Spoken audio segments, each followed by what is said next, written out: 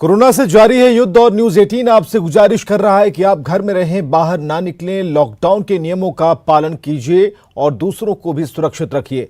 बिहार में कोरोना पर अब तक का अपडेट क्या है, सबसे पहले जानते हैं। तो बिहार में संक्रमितों की जो संख्या है अब 528 पहुंच चुकी है। राज्य में कोरोना एक्टिव केस 392 हैं और पिछले दिन की बात करें तो एक दिन में 11 मरीज सामने आए थे।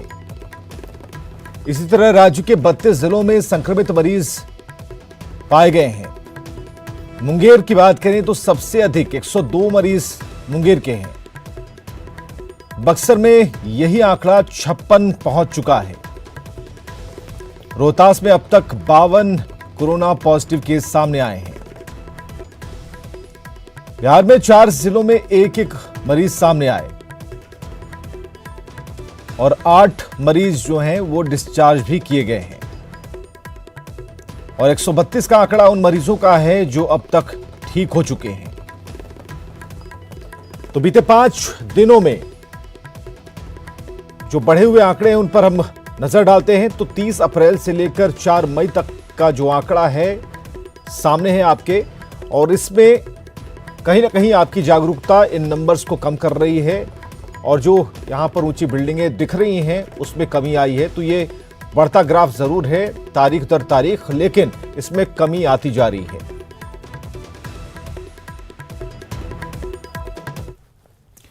तो बाहरी राज्यों से बिहार आ रही ट्रेन, आज 9 स्पेशल ट्रेन बिहार पहुंच रही है और बिहार साबरमती से मुजफ्फरपुर पहुंच चुकी है ट्रेन और आज दानापुर भी 3 ट्रेन पहुंच रही है। श्रमिकों और छात्रों को लेकर ये ट्रेनें पहुंचने वाली हैं। तो आज कुल 9 ट्रेनें हैं जो कि बिहार में आएंगी और बाहरी राज्यों में जो लोग फंसे हुए हैं उनकी घर वापसी कराई जा रही है। साबरमती से मुजफ्फरपुर ट्रेन पहुंची है। तो आप देख सकते हैं सभी ने स्वागत किया है और 2 तस्वीरें एक साथ, जहां 3 ट्रेनें आज दानापुर पहुंचने वाली हैं। जो प्रवासी मजदूर हैं वो घर लौट रहे हैं।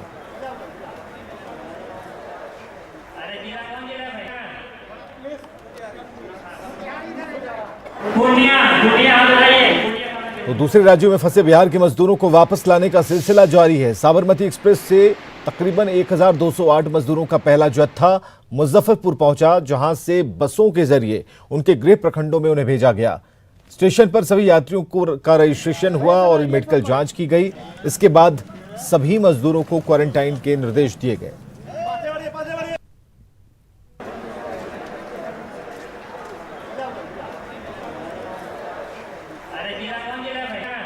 तो आज 9 स्पेशल ट्रेनें आने वाली हैं और 2 तस्वीरें हम आपको दिखा रहे हैं। और दानापुर से हमारे साथ सहयोगी साकेत जुड़ चुके हैं। साकेत, क्या स्थिति है? आज 9 ट्रेनें आने वाली हैं। देखिए बिल्कुल विवेक, 9 ट्रेनें आ जाएंगी, जिसमें 3 ट्रेनें दानापुर में आएंगी। जहां पर मैं अभी जिस स्टेशन पे मौजूद हूं, दानापुर स्टेशन, यहां पर 3 ट्रेनें आएगी और एक ट्रेन जो सुबह 8 बजे यहां पहुंचनी थी वो अब आ चुकी है यहां पर। देखिए विवेक, आप देखिए प्लेटफॉर्म पर मैं तस्वीर आपको दिखाऊं, ये वही ट्रेन है जिससे जो मजदूर हैं उसे यहाँ पर लाया जा रहा है और वो ट्रेन अभी दानापुर पहुंची है। अमूमन इसकी जो टाइमिंग थी वो 7:30 बजे ही थी, लेकिन उसे बढ़ा दिया गया। जिस तरह से मौसम खराब हुआ उसके बाद इस ट्रेन को बढ़ाया गया। ये बेंगलुरु से ये ट्रेन यहाँ पहुंची है और इसमें भी जो बेंगलुरु से छात्र हैं या मजदूर हैं वो इस ट्रेन के जरिए यहाँ पर पहुंचे हैं। इसके अलावा और 2 ट्रेनें अभी दानापुर में आएगी, जो कि एक मेलुरु से होगी। 11:30 बजे की टाइमिंग उसकी दी गई है और फिर 12:30 बजे कोटा से एक ट्रेन यहाँ पहुंचेगी। यानी 3 ट्रेनें आज दानापुर से है। इसके अलावा 2 ट्रेनें मुजफ्फरपुर से है, फिर दरभंगा से है, उसके बाद सहरसा से है और बरौनी से है। तो ऐसी 9 ट्रेनें हैं जो आज आएंगी। और आप तैयारी देखिए यहाँ पर दानापुर स्टेशन पर विवेक, किस तरह से खुद जिलाधिकारी भी यहाँ मौजूद है, एसएसपी मौजूद है और जो लोग यहाँ पर पहुँच रहे हैं, मजदूर हों चाहे छात्र हो, उनके लिए प्रॉपर व्यवस्था स्क्रीनिंग की गई है। साथ ही साथ जो पुलिस की तैनाती की गई है और एक एक जो लोग उतरेंगे इस ट्रेन से उनकी स्टेशन पर ही स्क्रीनिंग की जाएगी और उसके बाद फॉर्म भरवाकर उन्हें लाया जाएगा। और मेरी दाहिनी तरफ आप देखिए इधर स्टैंड बनाया गया है जहां पर वो जो मजदूर निकल कर आएंगे उन्हें यहां बैठाया जाएगा और 25 से 30 की संख्या में इन्हें बसों के द्वारा भेजा जाएगा। जो मेन रोड पर बसें लगी हुई है 100 बसें लगभग लगी हुई है और उस पर उन्हें बिठाकर भेजा जाएगा। आप देखिए सभी जिले का नाम भी यहाँ पर लिखा हुआ है, मुजफ्फरपुर, बेतिया, अररिया। इस तरह से जो जिले के जो लोग होंगे उसे इस स्टैंड में जो ये बैठने की व्यवस्था की गई है यहाँ पर उन्हें बैठाया जाएगा और उसके बाद 25 से 30 की संख्या में उन्हें बसों में भरकर फिर इन्हें अपने जिले के लिए रवाना किया जाएगा। तो पूरी तैयारी है, स्क्रीनिंग की तैयारी है और साथ ही साथ सेफ्टी एक सबसे अहम है, उसको लेकर भी कहीं ना कहीं गंभीरता यहाँ पर दिख रही है। साकेत, कल हमने देखा था कि जिस तरह से इंतजाम किए गए थे तो जब ये जत्था स्टेशन पर पहुंचा इन लोगों की स्क्रीनिंग की गई, लेकिन जैसे ही ये बाहर निकले सोशल डिस्टेंसिंग कहीं भी दिखाई नहीं दी। तो क्या कल से सबक लेते हुए, कल की तस्वीर से सबक लेते हुए आज कुछ ज्यादा व्यवस्थाएं हैं? देखिए बिल्कुल, कल हमने ही खबर, न्यूज़ 18 ने ही खबर ये दिखाई थी कि किस तरह से सोशल डिस्टेंसिंग, भले ही स्टेशन परिसर में इसका तो खासा ध्यान रखा जा रहा है, बाजाब्ता नियम कानून बनाए गए हैं, लेकिन जब बसों में चढ़ाने की बारी आ रही है पैसेंजर्स को, मजदूरों को, उसमें कहीं ना कहीं सोशल डिस्टेंसिंग का जो मामला है वो गड़बड़ाता दिख रहा है, टूट रहा है सोशल डिस्टेंसिंग। लेकिन कल खुद एसएसपी ने इस बात को माना था और कहा था कि इस पर ध्यान रखा जाएगा कि बसों में भी सोशल डिस्टेंसिंग फॉलो हो, एक सीट पर एक ही आदमी बैठे और जो आंकड़ा दिया गया है 25 से 30 बसों पर लोगों संख्या में लोग बसों पर बैठेंगे, उसी आधार पर लोगों की बैठने की व्यवस्था की जाएगी। फिलहाल अभी पहली ट्रेन आज दानापुर आई है कल रात के बाद विवेक, और अभी जब पैसेंजर्स यहाँ से उतरेंगे, जो मजदूर हैं या जो छात्र हैं, वो अब जब बसों में बैठेंगे तो फिर साफ हो पाएगा कि आखिर जो दावे प्रशासन कर रही है सोशल डिस्टेंसिंग की, उसे वो फॉलो कर भी पाता है या नहीं। ये सवाल निश्चित तौर पर है और इस पर नजर जरूर रहेगी, क्योंकि सबसे अहम ये जो कोरोना की लड़ाई है इसमें सोशल डिस्टेंसिंग को काफी अहमियत दी गई है और ऐसे में अगर वो टूटता है तो कहीं ना कहीं ये एक बड़ी नाकामी हो सकती है। अगर एक बात और भी, जिस तरीके से हमने देखा था कि बसों की कतार लगी हुई थी, उन्हें सैनिटाइज किया जा रहा था पूरी बसों को, तो आज क्या व्यवस्था है, कितनी बसें लगाई गई हैं? क्योंकि आज जो ट्रेनों की संख्या है वो कहीं ज्यादा है।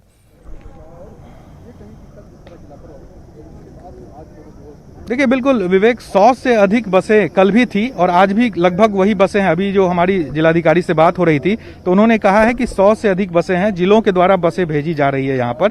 जो जिले से जितने पैसेंजर्स आ रहे हैं, मजदूर आ रहे हैं, वो उस हिसाब से वो जिला रिक्वायरमेंट के हिसाब से बसें यहाँ भेजती है। और उसके अलावा अगर कोई और ज़्यादा बसों की ज़रूरत पड़ती है तो फिर परिवहन विभाग के द्वारा उन लोगों को उस जिले के लिए बस तैयार किया जाता है। अगर पैसेंजर्स ज़्यादा हैं, मजदूर ज़्यादा हैं, छात्र ज़्यादा हैं, तो उस हिसाब से वहाँ पर भेजा जाता है। तो ये व्यवस्था जरूर की गई है। और अभी फिलहाल जो हमारी बात हुई तो 100 से अधिक बसों की व्यवस्था यहाँ पर विवेक की गई है। जिला प्रशासन और जो दूसरे जिले जहाँ से ये छात्र या मजदूर जहाँ जाएंगे वहाँ से जो बसें भेजी गई है वो तकरीबन 100 से अधिक बसें हैं, जिसको प्रॉपर सैनिटाइजेशन किया गया है। रात को ही तमाम बसें जो यानी कि जो कल की तस्वीर थी और आज की तस्वीर है, इन दोनों में एक बदलाव हमें दिखता है कि जो जिले वाइज जो नाम लिखे हुए हैं वो एक चीज नहीं दिखती है। इसके अलावा जो ये कुर्सियां लगाई जा रही हैं जिसमें सोशल डिस्टेंसिंग का ख्याल रखा जाएगा, ये बात नहीं है। हालांकि कल की तरह आज भी 100 बसों का इंतजाम रखा गया है। बहुत बहुत शुक्रिया साकेत, हमसे बातचीत करने के लिए, तमाम जानकारियों के लिए। और कोशिश हमारी रहेगी कि हर उस नई तस्वीर से आपको हम बाखबर रखें, उसके बारे में बताएं। तो फिलहाल अभी जैसे ही यात्रियों का जत्था बाहर की तरफ निकलेगा हम आपको वो तस्वीरें दिखाने की कोशिश करेंगे। हालांकि 100 बसों का इंतजाम आज भी है, सिटी राइड की ये बसें हैं, कुछ प्राइवेट बसें हैं, सभी का सहयोग लिया जा रहा है और ये तस्वीरें हम आपको दिखा रहे हैं और साकेत से बात भी करते रहेंगे बीच बीच में। हालांकि पूरी जानकारी, पूरी इंक्वायरी के साथ ये जो लोग 1200 से ज़्यादा लोग पहुँचे हैं, इनके बारे में पूरी जानकारी इकट्ठा की जा रही है, इन्हें सैनिटाइज किया जा रहा है। दानापुर की अगर हम बात करें, जिस स्टेशन पर अभी साकेत मौजूद थे, तो 3 गाड़ियां आज यहां पर पहुंचने वाली हैं। तो कुल बिहार में 9 गाड़ियों का प्रवेश आज होगा, जिसमें एक गाड़ी पहुंच चुकी है जो कि बेंगलोर से पहुंची है। और ऐसे में जो प्रवासी जो बिहारी हैं उनकी सही सलामती वापसी हो रही है और एक ग्रुप बनाकर भेजा जा रहा है जिसमें सोशल डिस्टेंसिंग का बेहद ख्याल रखा जा रहा है। और आज जो व्यवस्थाएं हैं आप देख सकते हैं, सीधी तस्वीरें हम आपको दिखा रहे हैं, ये ताज़ा तस्वीरें हैं जिसमें व्यवस्थाएं बहुत ही मुकम्मल हैं, खासकर सुरक्षा को लेकर, उनके सैनिटाइजेशन को लेकर। उनकी जो हेल्थ चेकअप जो हो रही है, जो प्राइमरी लेवल की है, उसे लेकर यहाँ पर व्यवस्थाएं की गई हैं। कोई भी अगर जानकारी चाहिए उसके लिए पूछताछ केंद्र खुला हुआ है कि कब ये ट्रेन आएगी। और चलिए, इधर कोरोना के संक्रमण को रोकने के लिए क्वारंटीन सेंटर बनाया गया है। संदिग्ध मरीजों को रखा जाता है ताकि कोई संक्रमित ना हो। लेकिन अररिया के क्वारंटीन सेंटर में रह रहा एक पुलिस का जवान बाजार में खुलेआम घूमता रहा। बड़ी बात है कि सिपाही कोरोना पॉजिटिव निकला और इस बात का खुलासा तब हुआ जब सैंपल कलेक्टर करने वाले अधिकारी ने सिपाही को फोन किया। हालांकि इतनी बड़ी लापरवाही के बाद सिपाही को फारबिसगंज के आइसोलेशन सेंटर में शिफ्ट कर दिया गया। उसके साथियों को निजी होटल में, और इसके साथ ही अब सिपाही की कॉन्ट्रैक्टर ट्रेसिंग भी की जा रही है ताकि ये पता चल सके कि वो किन किन दुकानों पर गया, कहां उसका मूवमेंट था और उन दुकानों से किन किन लोगों ने खरीदारी की थी। फारबिसगंज में एएनएम स्कूल है, उसे हम लोग जो है सो आइसोलेशन कम ट्रीटमेंट सेंटर के रूप में बनाए हैं। सभी कोरोना का जो पॉजिटिव मरीज रहेगा उसका इलाज वहीं होगा, वहीं हम भेज देंगे। असल क्वारंटाइन सेंटर जो गर्ल्स हाई स्कूल में बना हुआ था, वहाँ सारे पुलिस से ही थे, पुलिस विभाग के लोग थे जो बक्सर से आए थे, जो होली में घर चले गए थे, छुट्टी पे नहीं लौटे थे, उन लोगों को बुलाया गया था और वो लोग थे। तो हमें जानकारी नहीं है कि बाहर घूम रहे थे, बट पॉजिटिव पाए गए हैं। उनको अभी हम लोग एक स्थानीय होटल में अधिग्रहित करके रखे हुए हैं। सर, ये बताया जा रहा है कि जो कोविड पॉजिटिव जो एक पेशेंट था वो बाजार में घूमते देखा गया, ऐसी जानकारी आ रही थी, तो इसको लेकर ये कितना खतरनाक है सर? तो हम लोग बताए ना, उसमें हाई रिस्क और लो रिस्क कंटैक्ट ट्रेसिंग करना है। तो हाई रिस्क कंटैक्ट में जो लोग यहाँ सब्जी खरीदा है उसका हम लोग ट्रेस कर रहे हैं, उससे पूछेंगे उससे और कितने लोग सब्जी खरीदे हैं, तो उन लोगों को भी क्वारंटीन किया जाएगा। तो sir, as a sir doctor, और किस चीज़ का सर आपको प्रभार मिला था? तो चूँकि आपने जो है कॉन्टैक्ट करके उससे पूछा था, उससे वो उसका रिपोर्ट IDSP के पोर्टल पे आया था, तो हमको हमारी जानकारी हुई, तो हमने प्रशासन को बताया कि एक पॉजिटिव केस पाया गया है। वो सब्जी खरीद रहा था वहाँ। अब इसकी सूचना तो हमको नहीं है कि सब्जी खरीद रहा था, लेकिन पता चला कि बाजार में घूम रहा था, कहीं बाजार में घूम रहा था। तो आपने देखा कि ये अररिया PSC प्रभारी और क्वारंटीन सेंटर भी देख रहे हैं। इन्होंने साफ तौर पर बताया कि अररिया में जो बक्सर से जो एक सिपाही आया था जो क्वारंटीन पर था, वो बाजार में घूमते देखा गया। अब सबसे बड़ा सवाल है कि जिला प्रशासन इस विषय में कुछ भी बोलने को तैयार नहीं है। हालांकि जब क्वारंटीन सेंटर में वो सिपाही था, वहाँ पर दंडाधिकारी नियुक्त होंगे, पुलिस बल नियुक्त होंगे, इसके बावजूद क्वारंटीन सेंटर से पॉजिटिव पेशेंट जो है वो कैसे बाजार घूम सकता है? बहुत बड़ा सवाल है अररिया जिला प्रशासन के लिए। सतीश कुमार, न्यूज़ 18 अररिया। और चलिए, सवालों की बारी कि आखिर क्वारंटीन सेंटर से सिपाही बाहर कैसे निकल गया? क्या कर रहा था क्वारंटीन सेंटर का अधिकारी? क्या उसकी नजर उस पर नहीं थी? सवाल यह भी है कि सिपाही से और लोग भी संक्रमित हो सकते हैं। तो कोरोना के संकट काल का कुछ लोग फायदा उठा रहे हैं। प्रशासनिक अधिकारी जहां व्यस्त हैं, वहीं कुछ लोग लूट खसोट मचाने में मस्त हैं।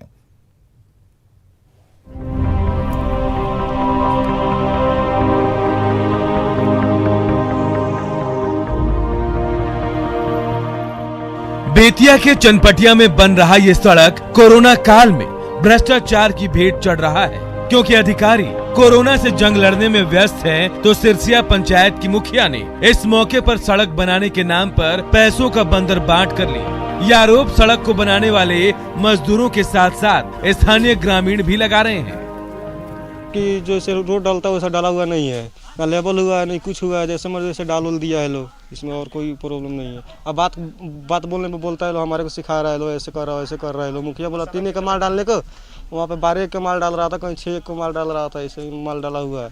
रोड लेवल नहीं हुआ, रोड बराबर नहीं है। हम लोग अपने से बराबर किए, ना माटी, ना साइड में माटी भी नहीं डलवा रहे मुखिया। इसका शिकायत भी कही थी। हाँ, शिकायत हम किए हैं, वीडियो चनपटिया वीडियो को किए हैं, जेई को किए हुए हैं, DM बेतिया को किए हुए हैं। उनके द्वारा क्या कार्रवाई की गई है अभी तक? अभी उनके द्वारा वहाँ से जेई जो है वो कोई कार्रवाई नहीं किए हैं। उनको लगा कि वो उसमें कुछ शेयर इसे बोला था कि वो अपना शेयर लेगा, अपना शांत हो जाएगा।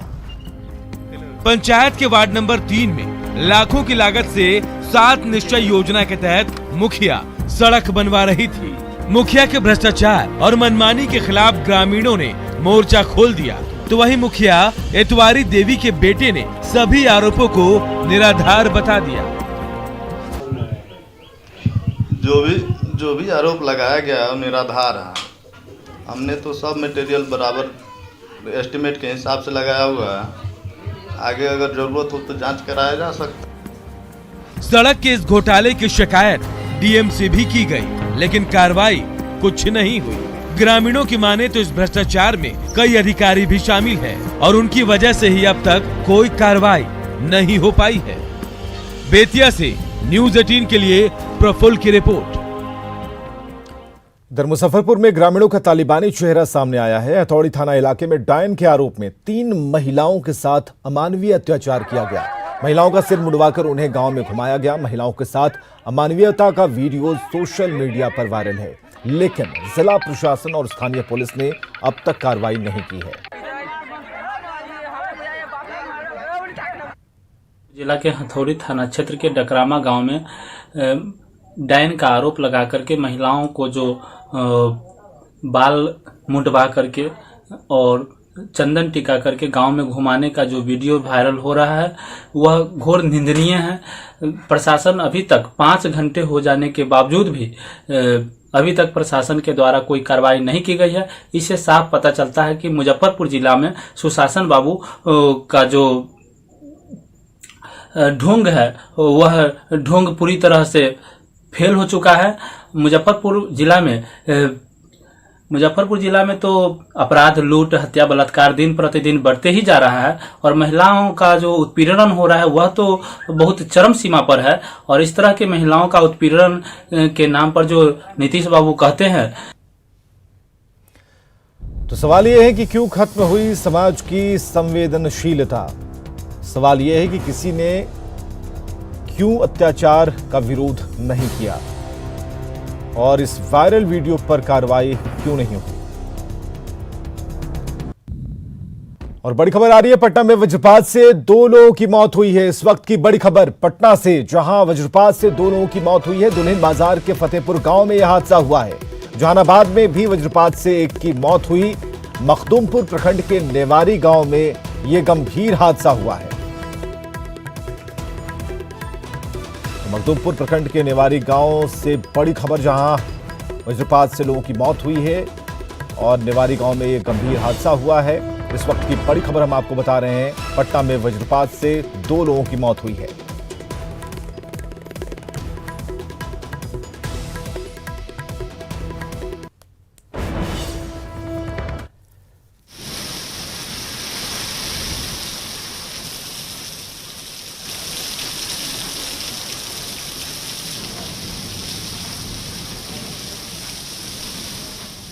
तो मौसम ने मिजाज बदला और झमाझम बारिश शुरू हो गई और ऐसे में इस बारिश के बीच वज्रपात से 2 लोगों की मौत की खबर है।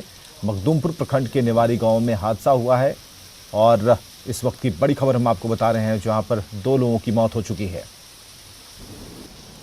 इधर नालंदा में अचानक मौसम ने करवट बदली और देखते ही देखते दिन में ही रात का नजारा दिखने लगा। अंधेरा कुछ इस कदर हो गया कि वाहन चालकों को लाइट जलानी पड़ी। इसके साथ ही तेज गरज के साथ मूसलाधार बारिश हुई और इस बारिश की वजह से किसानों में मायूसी है, क्योंकि आशंका जताई जा रही है कि बारिश से प्याज की फसल को नुकसान पहुंचा होगा।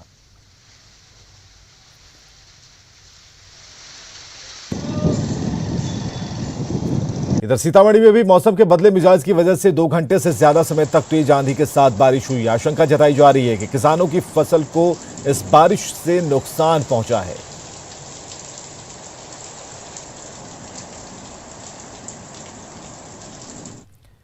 और जम्मू कश्मीर के हंदवाड़ा में आतंकियों से मुठभेड़ में बिहार का एक लाल शहीद हो गया। शहीद संतोष मिश्रा सीआरपीएफ की 92 बटालियन में तैनात थे। शहीद संतोष की शहादत की खबर जैसे ही उनके गांव औरंगाबाद जिले के देवहरा में पहुंची, मातम पसर गया। शहीद संतोष ने 2006 में सीआरपीएफ ज्वाइन की थी। 2009 में भोजपुर जिले के बजनिया गांव में दुर्गा देवी से उनकी शादी हुई थी। शहीद संतोष का 6 साल का एक छोटा बेटा है। सोमवार को दोपहर 3 बजे शहीद संतोष ने अपने बड़े भाई से फोन पर बात की थी। परिवार को भरोसा ही नहीं हो रहा है कि संतोष आतंकियों से लोहा लेते हुए शहीद हो चुके हैं। 4 माह के अंतराल में वो तो छुट्टी आने वाला था, लेकिन लॉकडाउन की वजह से वो नहीं आ पाया। 3 बजे के अंतराल में हम बात किए थे उससे जी, लेकिन 3 बजे तक आपको बात की थी जी संतोष जी से? जी जी। फिर उसके बाद में वो एक बैग मतलब हमको न्यूज मिला कि वो शहीद हो गया। कोटा से छात्रों को लेकर श्रमिक स्पेशल ट्रेन दरभंगा पहुंची है। ट्रेन के दरभंगा पहुंचने पर जहां छात्रों में खुशी देखी गई, वहीं स्थानीय विधायक संजय सरावगी ने छात्रों के बीच मास्क बांटकर उनका स्वागत किया। छात्रों को रिसीव करने के लिए खुद विधायक दरभंगा स्टेशन पर मौजूद रहे और इस मौके पर स्टेशन पर सुरक्षा की पुख्ता व्यवस्था देखने को मिली। दरभंगा स्टेशन पर सोशल डिस्टेंसिंग का पूरा ख्याल रखा गया। छात्रों की मेडिकल स्क्रीनिंग की गई और इसके बाद छात्रों को होम क्वारंटीन रहने का निर्देश दिया गया। सरकार और राज्य सरकार ने व्यवस्था की, इसके तहत हमारे सभी बच्चे आए। आज अभिभावक उनके प्रसन्न हैं। आज हम लोगों ने मिथिला पेंटिंग का मास्क उन लोगों को देकर स्वागत किया, उनको भोजन दिया गया, उनको पानी दिया गया। जिला प्रशासन ने इतनी अच्छी व्यवस्था की, सरकार ने इतनी अच्छी व्यवस्था की। निश्चित रूप से आज हमारे बच्चे पहुंचे हैं, चाहे छात्र हों, छात्राएं हों, चाहे श्रमिक हो, चाहे और लोग फंसे हुए हैं, सबको स्पेशल ट्रेन के माध्यम से लाया जाए। और कोटा से विशेष ट्रेन से 206 बच्चे बरौनी पहुंचे, जहां से उन्हें बस से मुंगेर लाया गया। इनमें 153 छात्र और 53 छात्राएं शामिल हैं। डीएम ने सभी को गुलाब का फूल देकर उनका स्वागत किया।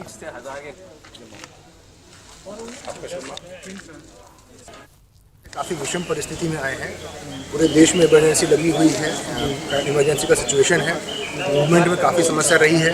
ये लोग बहुत ही कठिन परिस्थितियों में कोटा में रहे हैं और जो जर्नी की कोटा से यहाँ मुंगेर तक ये भी काफ़ी विषमताओं से भरी हुई थी। इसलिए इन सभी लोगों का हौसला अफजाई करने के लिए, सबको सपोर्ट करने के लिए हम लोगों का छोटा सा जेस्चर था और हम लोगों ने रोज़ का फूल देकर इन लोगों का स्वागत किया है, थोड़ा सा खुशी देने का प्रयास किया है। चाहते हैं कि आपका हम प्यार से स्वागत करते हैं इस शहर में, और आप अपने माँ बाप के ही लाडले नहीं, हम लोग के भी लाडले हैं। आप यहाँ आए हैं घरों में, तो आप खूब धैर्य से, खूब प्यार से मिलेंगे सबसे, लेकिन दूरी बना के रखें। और दूरी बना के आप रखेंगे तो इस तरह से आप अपने भाई बहनों को, माँ बाप को और भी लोगों को संक्रमित नहीं कर पाएंगे, अगर किसी ढंग से आप संक्रमित हो भी गए हो तो। और हमेशा अपना मास्क लगाए रखेंगे और सारी बातें जो मैंने की उनके हित के लिए की। बहुत अच्छा फैसला लिया हम लोग यहाँ ला के। वहाँ पे हम लोग परेशान हो रहे थे। तो क्या क्या दिक्कतें हो रही थी वहाँ? मतलब खाना का क्वालिटी अच्छा नहीं मिल रहा था और मतलब सब बस अपने रूम में ही रहना पड़ता था। कोचिंग भी बंद हो गया था। वहाँ हम लोग एक तरह से सरकार को धन्यवाद करना चाहूँगा जो वो हम लोग के लिए इतना काम किए और हम लोग को उतने दूर। इधर लॉकडाउन में कोटा में फंसे औरंगाबाद के 243 छात्र छात्राओं की घर वापसी हुई है। गया से बसों के जरिए उन्हें औरंगाबाद लाया गया। मेडिकल जांच के बाद उन्हें घर भेजा गया। घर लौटे छात्रों को 21 दिन तक होम क्वारंटीन रहना होगा। वहीं अपने घर पहुंचे छात्रों की खुशी का ठिकाना नहीं।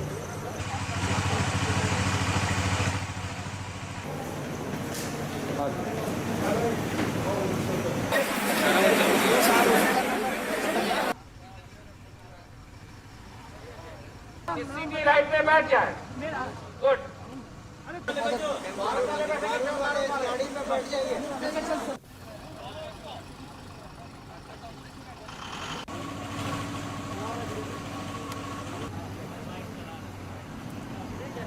और चलिए इस वक्त की एक बड़ी खबर आ रही है सिवान से, जहां एक कोरोना का पॉजिटिव मरीज मिला है। यानी कि बिहार में आज की पहली कोरोना से जुड़ी हुई खबर, जहां पर सिवान में एक कोरोना का संदिग्ध मरीज मिला है।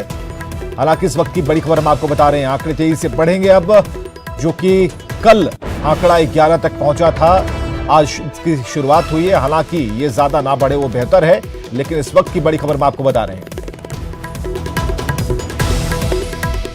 तो संक्रमितों की संख्या पहुंच चुकी है 529 और सिवान में कोरोना का एक नया मरीज इस वक्त बड़ी खबर के तौर पर सामने आया है। खबरें लगातार जारी हैं, बने रहिए हमारे साथ।